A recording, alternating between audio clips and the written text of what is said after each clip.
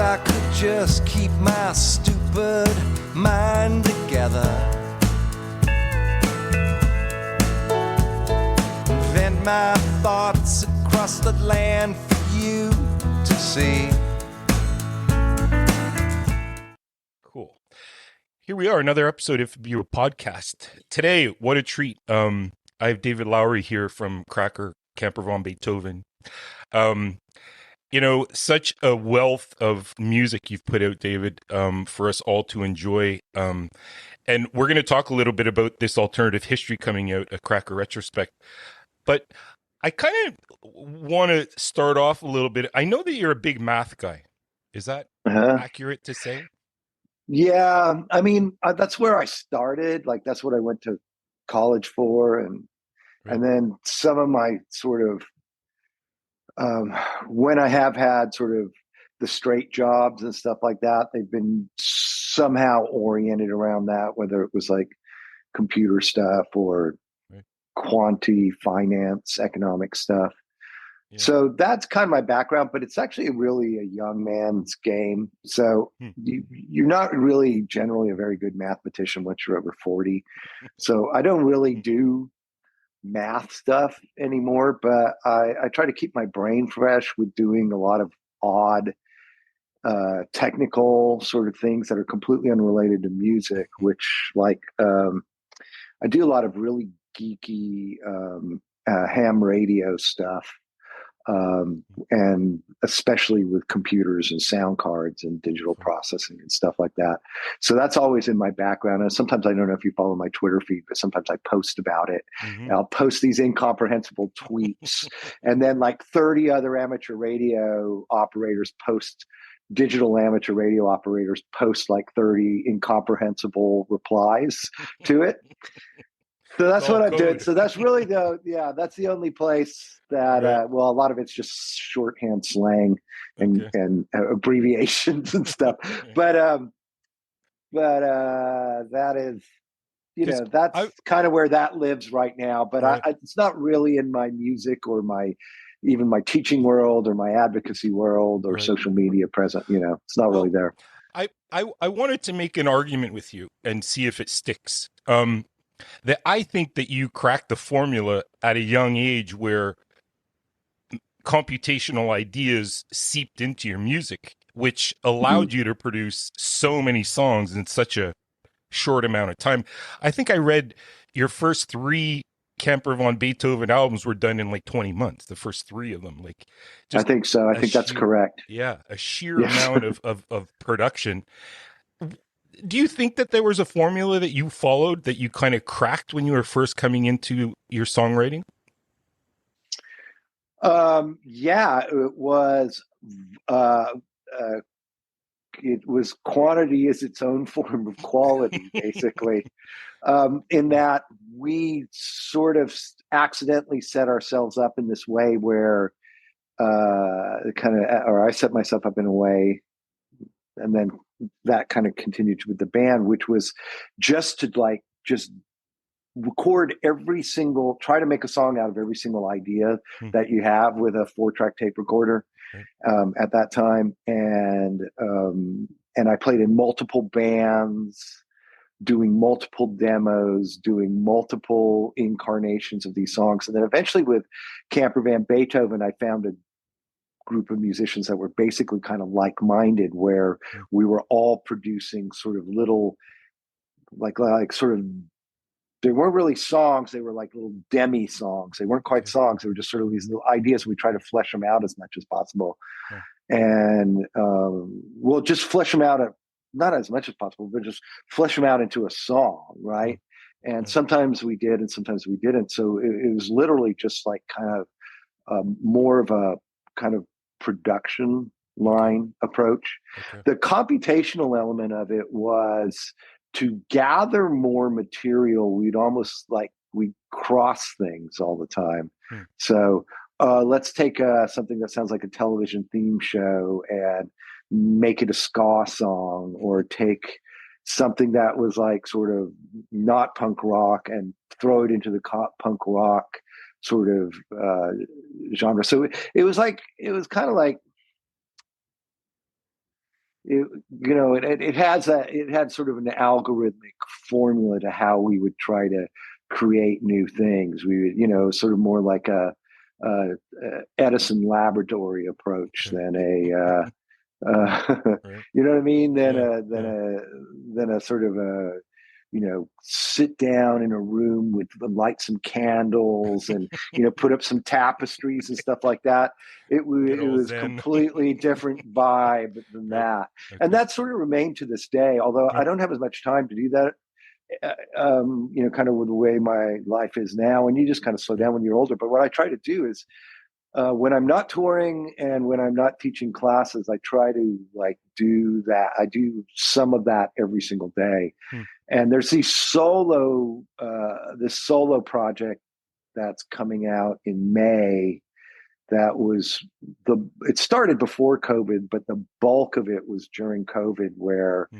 I just kind of got up and sort of did this songwriting formula and collaborated with my friends all over the world Cool. in a very, very similar manner to how Camper Van Beethoven started Okay. doing that. So at Yeah. the start of Camper Van, did you already have kind of an inventory of songs that you brought in, or Mm-hmm. were they all collaborative, the songs that you'd created in Camper? Well, we started Camper with a lot of songs that I brought in Okay. from my earlier projects, which were similar. There's a band that I had with Chris Mola and Johnny Hickman Hmm. a year before we did Camper Van Beethoven, that a lot of the songs come from. Right. It was a band called the Estonian Gauchos. So a lot of the Hmm. first album and second album, a fair number of those instrumentals come out of that project.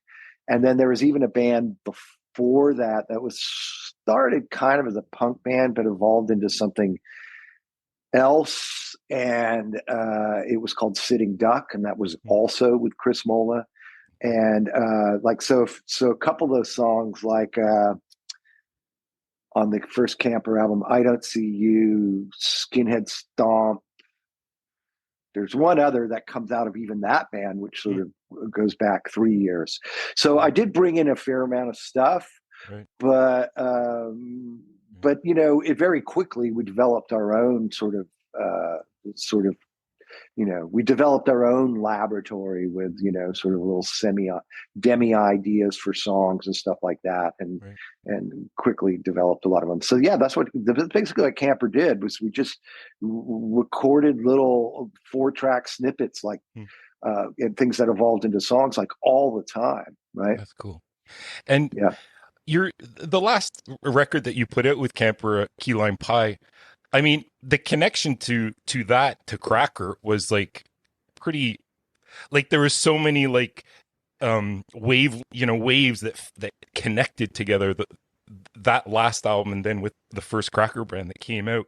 Well, Go ahead. partly because we start sort of incorporating more directly sort of the pedal steel and Right. strings, and sort of the Americana elements are coming out more in that Camper record. And then Cracker specifically kind of takes that and runs with it. Although there's a lot of just straight up rock energy in For Cracker. sure. So Well, so Key Lime Pie and Golden Age are really similar albums, okay.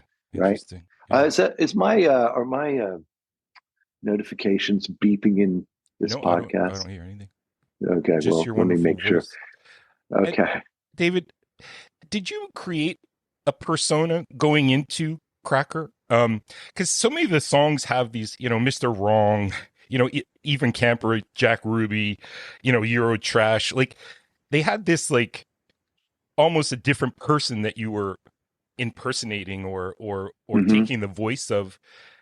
Who who are these personas? Where did they come Well, from? this is a long-standing trick I learned back in the Camper Van Beethoven days, and it was something I learned from somebody who was I think a creative writing instructor, part-time instructor at Santa Cruz, and was just kind of in my peer group. And he mentioned something about teaching his students to make up the characters and let them speak, Hmm. and it's way more interesting, Yeah. and it sort of gets you. It's way more creative. And I thought, oh, that's kind of what we're already doing here. Hmm. So then that's sort of turbocharged that whole thing, especially when we get to Cracker. That's like Right. really a formula that I start to use for the lyrics. So Right. yeah, so that's absolutely, you picked up on something that's very real. Yeah. That that's what I try to do. And a lot of times an unreliable narrator. I like Sure. Yeah. the unreliable narrator, the narrator that's not telling you the truth, that you can Right. see through Yeah. Yeah. what they're saying, Yeah. right? It's fantastic storytelling. I mean, w- had you like amassed this kind of character or characters over time? Like what drew you to kind of that underbelly a little bit of humanity Hmm. and making that more, putting it in the spotlight, like putting it on radio and like Yeah. how did you come to develop that voice? Um, well, I mean, I did a few of them, and they were very successful in a Mm, way. mm, With our audience, they really engaged the audience, and so sometimes I'd meet somebody, and just some random stranger, and seem to think like, oh, what does that imply? Who's that character? Maybe I'll fictionalize some real sort of stranger I met that I had a short conversation with.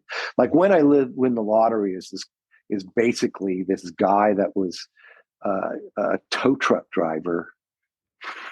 When my car broke down, he was the tow truck driver on the freeway that the highway patrol called or whatever, and he was like this crazy, like sort of right wing lunatic, like, and so that's my when I win the lottery right. character. It's basically the tow truck driver, I love it. but no, it kind of worked, and Yeah. it helped like sort of the laboratory of songs move along more quickly to do that, instead of having to always find my own Right. Right. personal inspiration. Like, and there's plenty of personal inspiration in the songs, but it just was easy to do, Yeah. other characters, Yeah. right? I mean, it takes a lot of observation too to like you seem to be an observer of life, and then have this Mm-hmm. knack of like portraying it through music, which is not an easy thing. Many people can't, many artists, it's just they have, they have a hard time removing themselves from the music. So I've always just loved the way that you were able to are still Mm-hmm. able to infuse a person or a persona into the songs. Um, and so the first two Cracker records came out, lots of hoopla, lots of like attention. What was it like after kind of Kerosene Hat had gone through its cycle of the record, um, and then you were starting to focus on the next? What kind of pressure was there? Like talking to artists, success always kind of creates a little bit of anxiety at the same time because now you're Mm-hmm. having to kind of like, all right, our bar's here now. How did you approach like the third record and the fourth record, Mm-hmm. with that kind of idea that it has to be at this level? Well, for one, we spent about a year recording the third record because the commercial expectations were really high. Right. And, so that's a lot of pressure, but we spent a lot of time on it. We also spent a lot of money on it, but Mm, sort of tried to take it, like doing things like string sections that are all over Golden Age. That's really expensive to do. right. Um, Right. and, but the idea was to take the commercial pressures and just turn it into sort of crafting a very finely detailed record, Mm, was sort of our way of sort of dealing with it. right. Right. So, I There's that mean, that computational again coming in where yeah. you're breaking down the song into small little pieces. I remember hearing a conversation with you and Dennis Herring where you would fixate on one piece of a song for like, hours, days, Mhm. and just that interplay of trying to make it the best that it Uh-huh. can be. I mean, again, attention to detail sounds like has always been kind of a part of your craft as Right. well. Yeah, so yeah, but it's a little, it's maybe a little more complicated than that, because Mm, there's certain things that almost are kind of like throwaway elements. Like you don't kind of like, we would really fixate on something when we realized it was doing something important for mm, the song, mm, right? So, we didn't obsess over getting like, like some engineers will take a project and grid it out and make every single beat perfect, every sort of instrument beat and note like perfectly in time, perfectly in tune. mm, Like, so we weren't doing that kind of detail work, but what we were doing was like, well, wait a minute, that piano part, that's implying something totally bigger. What is it? mm, And then mm. kind of obsess on it and work on it for days and days until you figured out what that was. Right. Or sometimes you figured out, it's like, oh, I can't find it, we're moving on, right, and stuff like Okay. that. Right. But it was sort of this idea to find those things. It's like where a lot of a good counter melody and counterpoint in that golden age Mm, album mm. comes from, is from exploring those things, right? Okay. That's so cool. So you're kind of on the eve now of this collection. I wrote down all the different things when I want to say it. So alternative history of Cracker Retrospective coming out November 22nd. So it's re-recordings, demos, outtakes, collaborations, and live tracks that are on this.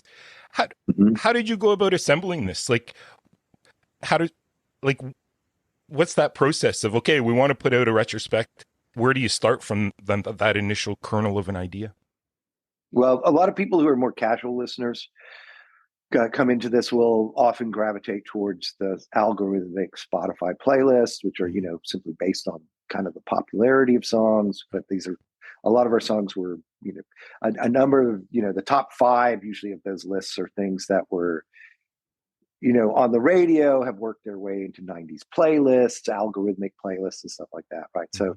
a lot of times, if you either go to the algorithmic playlists that are built by the streaming services, or you go and look at the greatest hits that are out there, they're actually old and out of date, and they don't Okay. really tell the band's story. So the first idea was like, we need to redo this Mm, and also cover, most of these, the Redux only covers up to 2004 with Cracker, and there's another 20 years after. I mean, there's like a whole bunch of stuff, but there's right. other albums after that. Right. And, you know, so there's some good songs there. And so we wanted to do that. So, started talking to Cooking Vinyl about it. And when we explored licensing, because, we had to license to do that, we had to license from Universal, and we also had the license from Concord.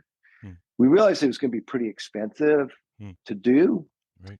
um, and that so we wanted to like sort of but there's a number of re-records that we control, because basically what we figured out, we learned some from the old country artists, is that Mm, basically if when certain licensing, for commercials and films come in, if we could re-record our songs and make them sound pretty much like the original recordings, we could keep a lot more of the money, mm, right? right. And so we had over the years built up these tracks. In fact, that's the one greatest hits is Redux, is That's where right. we re-recorded them, right? Yeah. Yeah. So we had a lot of those tracks that we controlled. So the idea was like, well, what if we just tried to do this without Mm, licensing, like the sort of the major label and the Concord tracks, and use re-records or alternate takes or things that we control. It's kind of this alternate history of mm, the band, right? right. It's Right. so, we're an alternative rock band, so it's alternative history. We're making a little pun there, Sure. Sure. and it tells like a different story of the band than you would get from any of those algorithmic playlists. So, we lean into, so yes, we do use those re-records that are kind of knockoffs of the original recordings, Mm-hmm. but there's all these different reinterpretations, like the ones we did with um, Leftover Salmon, or right. that version with some members of Sick of Goodbyes, with members of Drive By Truckers, Okay. sort of the weird, like there's a re-record of Merry Christmas Emily that's based on me just digging through our archives, and I found a very early demo of what became Merry Christmas Emily, where it's just I just approached it completely differently Mm. than the one that's on the Forever album. Like almost like a different song. So we took that and fleshed that out, and so you get these sort of alternate Right. versions of the songs that sort of tell a Yeah. I think in a way tell a more accurate story than those greatest hits and those algorithmic sort of popularity playlists, right? I truly, truly believe that. Yeah, for sure. And it has soul to it. It has the Cracker soul throughout it. Thank I you. mean, I had the opportunity of listening to it before this podcast, and it's so brilliant. I mean, I love the Thank you. ordering too of the tracks. It just Okay. flows so nicely and surprising. I love the reduct that you did also. I mean, those are just Mhm. amazing tracks. I mean, I was telling you kind of before we hopped on how it breathes new life into these songs that I used to Mhm. obsessively listen to. So it's been a real Okay. treat, and I'm looking forward to November 22nd for sure, when it officially drops. Um, David, just to kind of wrap things up, I know that you teach now at the University of Georgia. Is that Mhm. correct?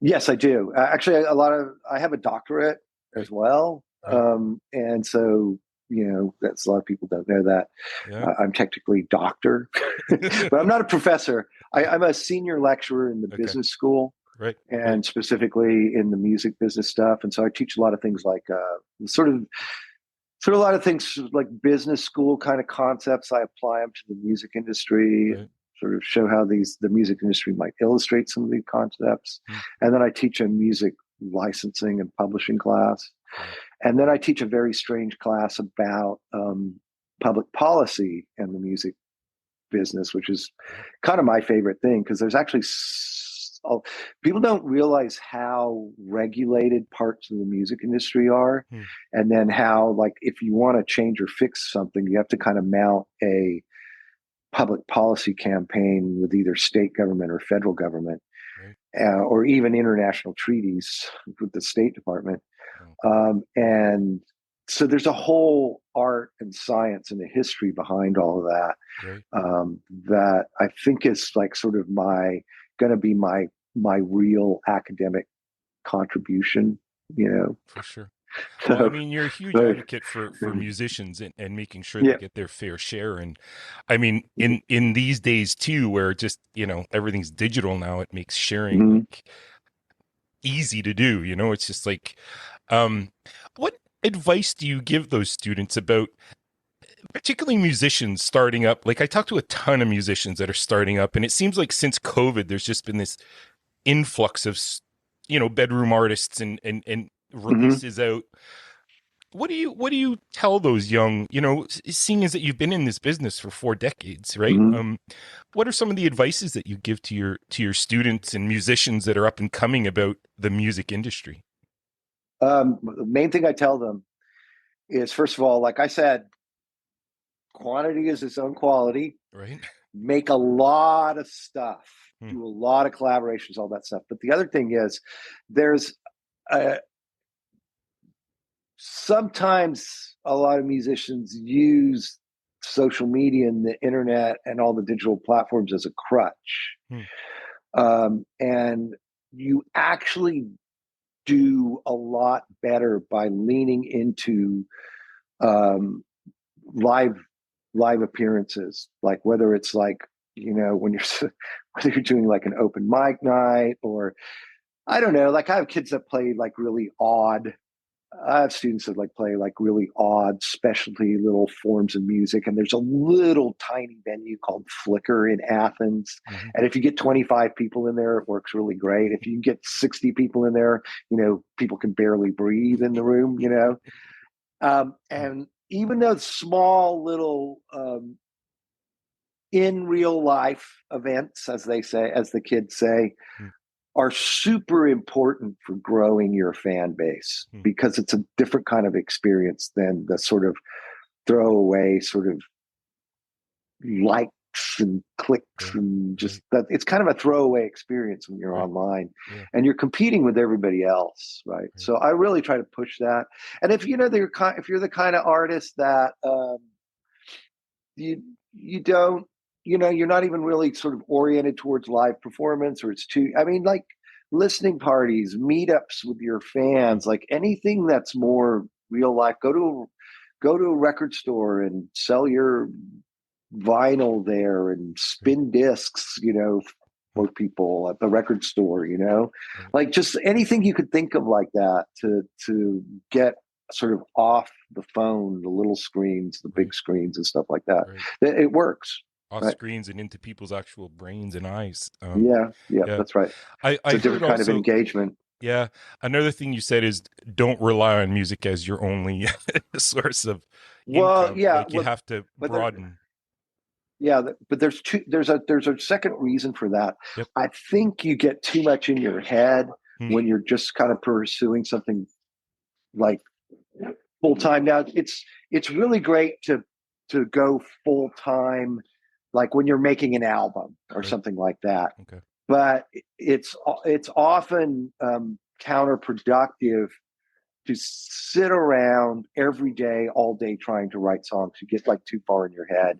You get too down into the detail. It's better to go out and have other experiences, waiting table, tending bar, driving an Uber or something like that for parts of the day, and coming back and doing that. Sort of the earliest part of creating songs and ideas should be approached a little more like 2 or 3 hours a day, and then drop it. Right. That's the way actually pro songwriters, like co-writers in Nashville, like do. They actually do these like kind of a session. Usually, I think it's usually 9:30 to 1 o'clock. Some of them do 2 a day, but they just do 1 a day. Okay. Interesting. That's what a lot of writers do. Professional writers do. That's the formula. Right. There you go. Back to formula. So you should follow that as well. Yeah. Well, interesting. You don't want to have to always be strategizing and planning everything. You should just have some things that are rote. You already did the planning, you already did the strategy. Now you're just doing the rote stuff, like the habit stuff, right? Yeah. Habit forming is good for sure. Well, this has been fascinating, David. Thanks so much for carving a little piece of time out for us to chat. And I wish you a bunch of success with this new retrospect that's coming out again, November 22nd. Alternative History, a Cracker Retrospect, coming out on cooking vinyl. All the best. And again, I really appreciate you coming and talking with us today. All right. Thank you. No problem. Bye-bye.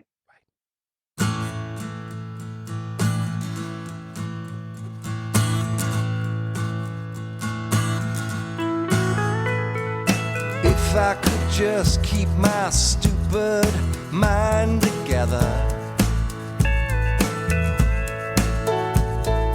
vent my thoughts across the land for you to see. The sun drags locomotives to the ocean. No one knows this like I do.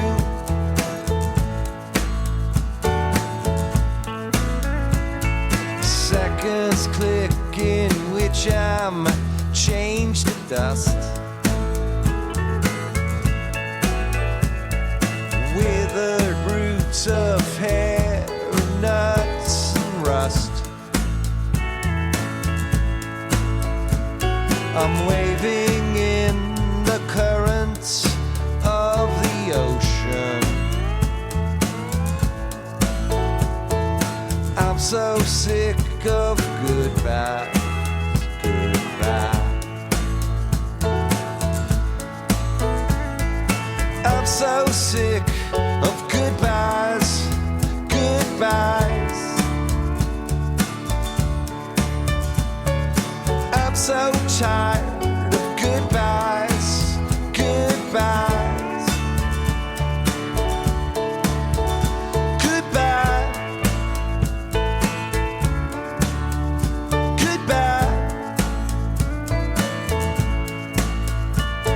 The night comes crawling in on all fours,